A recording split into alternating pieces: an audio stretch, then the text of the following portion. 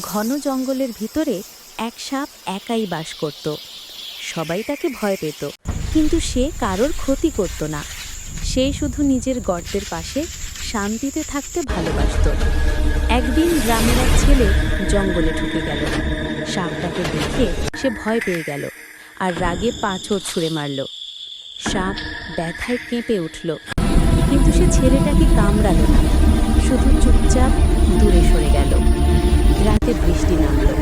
সাপটা গর্তে কুঁকড়ে বসে ভাবল, মানুষ এত নিষ্ঠুর কেন?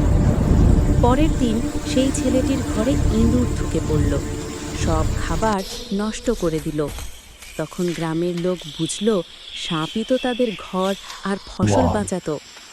সবাই মিলে সাপের গর্তের সামনে ফুল রাখল, বলল, ক্ষমা করো সাপদেব, আমরা ভুল করেছি। সাপটা ধীরে মাথা তুলল, তার চোখে সূর্যের আলো ঝিলিক দিচ্ছে, যেন ক্ষমার আলো। প্রতিটি প্রাণীরই মন আছে, শুধু আমরা তা বুঝতে শিখিনি।